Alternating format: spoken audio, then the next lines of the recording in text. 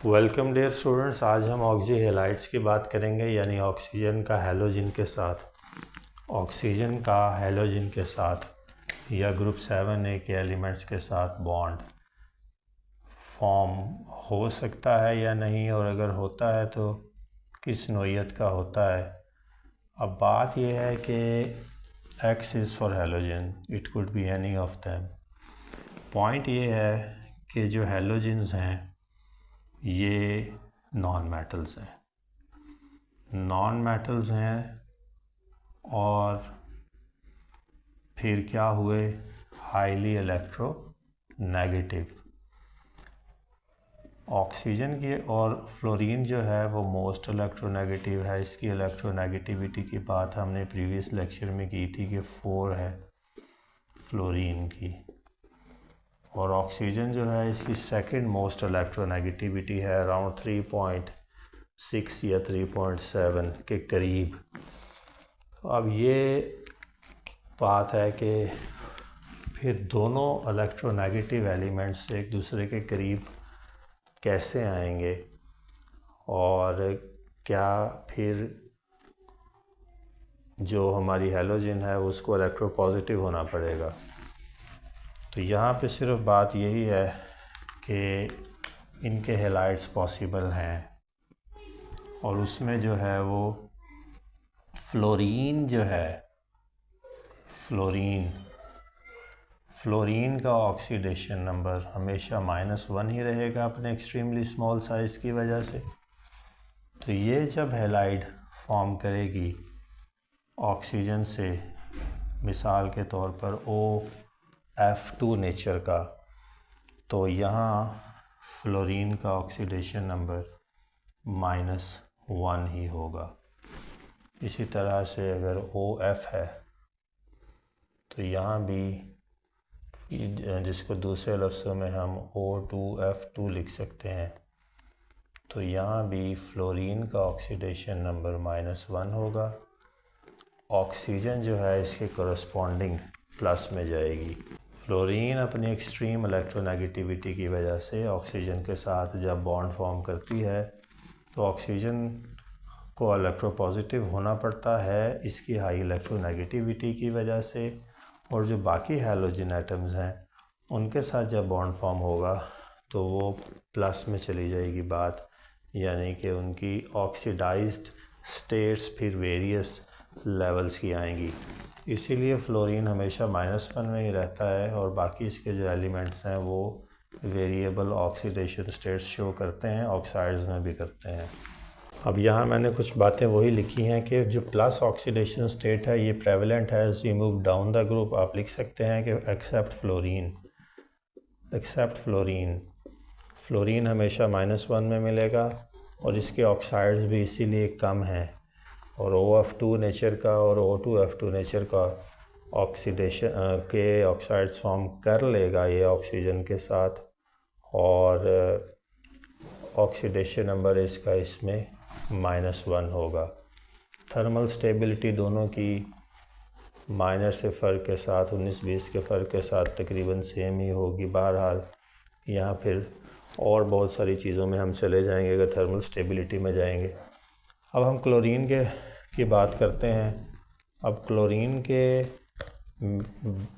काफ़ी सारे oxides possible हैं, क्योंकि क्लोरीन जो है इसके पास पहले भी बात की थी कि वेकेंट d ऑर्बिटल है, और जब वेकेंट d ऑर्बिटल आ जाता है तो d ऑर्बिटल में इलेक्ट्रॉन्स एकोमोडेट करने की लोकेशंस हमें पता है कि 5 हैं, 5 जगह हैं, 5 प्लेसेस हैं, यानी 10 इलेक्ट्रॉन्स को एकोमोडेट कर सकता है d ऑर्बिटल। इसलिए फिर इसके पास ज़्यादा फ्लेक्सिबिलिटी है वेरिएबल ऑक्सीडेशन नंबर शो करने की और मोर ऑक्सीडाइज्ड स्टेट में जाने की। अब यहाँ देखें Cl2O में अगर ऑक्सीडेशन नंबर निकालें, ऑक्सीजन अब -2 ही है, तो -2 फॉर ऑक्सीजन है, और क्लोरीन के 2 एटम्स हैं। तो यहाँ देखें तो क्लोरीन का क्या ऑक्सीडेशन नंबर निकलेगा, +1। ClO2 में देखें तो oxygen again is -2 and 2 atoms -4. In this case chlorine is +4. यहाँ अगर देखें तो 6 and -2 -12 +6 में बात चली गई, और यहाँ अगर देखें तो -2 and 7 -14 और 7 +7 तक बात चली गई। तो ये है वेरिएबिलिटी वेकेंट डी ऑर्बिटल की वजह से ऑक्साइड्स की जो फॉर्म करने की सलाहियत है वो डाउन द ग्रुप बढ़ती चली जाती है। क्लोरीन जो है ये ज़्यादा इसके पास जो है इसका एक साइज़ ऑप्टिमम साइज़ का है, ना ज़्यादा लार्ज है, lies in the middle of the group. तो इसकी वजह से काफ़ी सारे इसके ऐसे फैक्टर्स हैं जिसकी वजह से ये फिर मैक्सिमम ऑक्साइड्स मैक्सिमम वेरिएशंस के साथ वेरिएबल ऑक्सीडेशन स्टेट्स के साथ ऑक्साइड्स फॉर्म कर लेता है। इसी तरह से ब्रोमीन्स और आयोडीन्स भी ऑक्सीडाइजिंग नेचर के हैं और ऑक्सीडाइज हो जाते हैं और ऑक्सीजन के साथ इंटरैक्टिव माहौल में ऑक्साइड्स फॉर्म कर लेते हैं। और यहाँ पे बात यह है कि जितना डाउन द ग्रुप अब जाएंगे उतनी जो स्टेबिलिटी है वो इंक्रीज़ करेगी। एक तो रिड्यूसिंग कैपेबिलिटी बढ़ेगी एटॉमिक साइज़ की इंक्रीज़ करने की वजह से। जब रिड्यूसिंग कैपेबिलिटी बढ़ेगी तो उसके साथ फिर स्टेबिलिटी भी पॉजिटिवली इम्पैक्ट होगी। तो more stable oxides are formed as we moved down the group.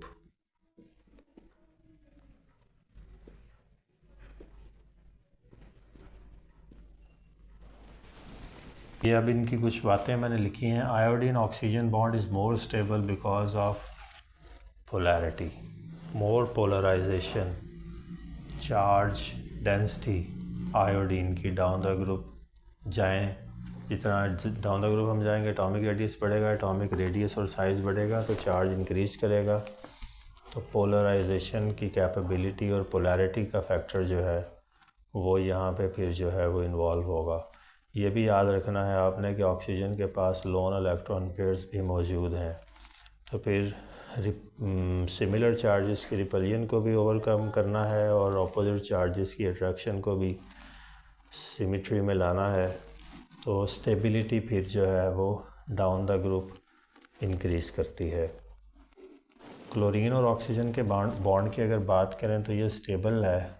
इसकी वजह इन्वॉल्वमेंट ऑफ डी ऑर्बिटल है जैसे पहले बताया, और मल्टीपल बॉन्डिंग यानी more than one bonds, single से डबल बॉन्ड तक भी बात जाती है।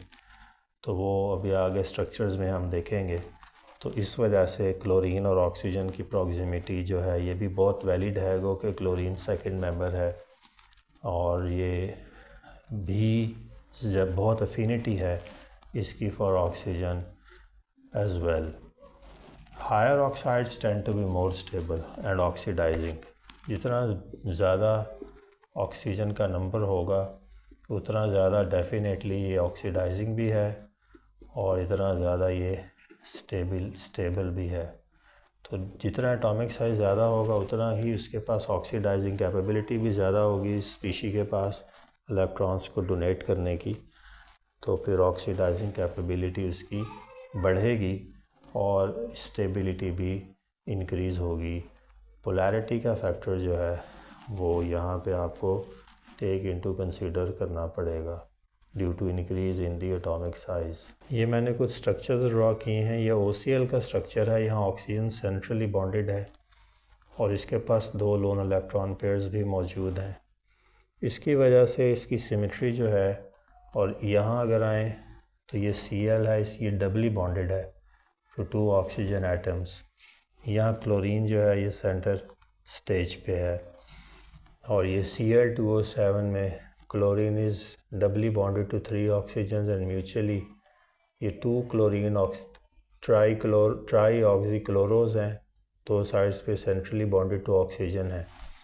तो ये इसका मोस्ट सूटेबल स्ट्रक्चर है। ये ऑक्सीजन ने एक बैरियर का काम किया ये वाला स्ट्रक्चर और ये स्ट्रक्चर ख़ास तौर पर समझने के लिए आसान है। इनकी सिमेट्री जो कि नियर टेट्राहेड्रल होती है, और उसकी वजह यह है कि लोन इलेक्ट्रॉन पेयर्स को भी आपको कंसीडर करना पड़ेगा।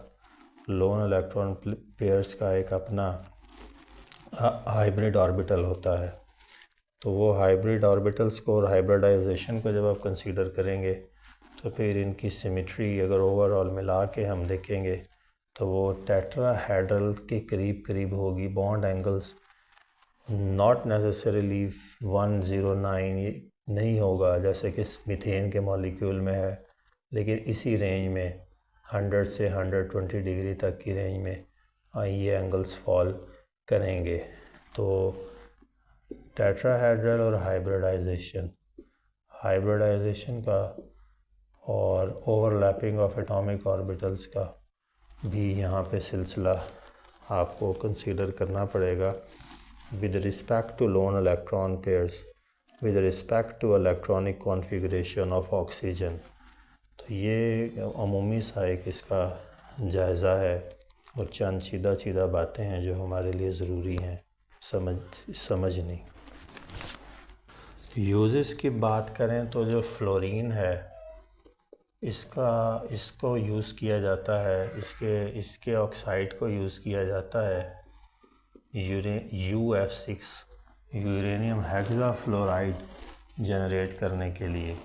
जो यूरेनियम हेक्साफ्लोराइड है ये हमारे न्यूक्लियर फिजन और फ्यूजन एटॉमिक रिएक्टर्स में इस्तेमाल होते हैं, न्यूक्लियर रिएक्टर्स में, और मकसद इनका जो है वो यूरेनियम के डिफरेंट आइसोटोप्स को आइसोलेट करना है, 235 और यूरेनियम 238 को।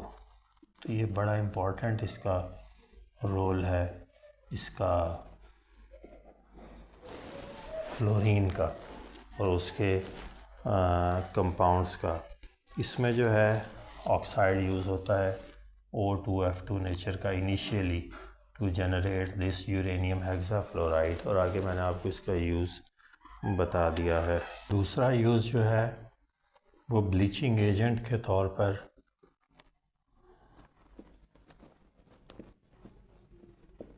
क्लोरीन गैस को, स्पेसिफ़िकली क्लोरीन के रेफरेंस में ब्लीचिंग एजेंट ज़्यादा वैलिड है, बाकी आयोडीन से भी मुमकिन है। बहरहाल क्लोरीन को आप रिएक्ट करवाएं बेसिक सॉल्यूशन में तो आपको जनरेट होंगे क्लोराइड आयंस, क्लोरेट आयंस, साथ वाटर भी।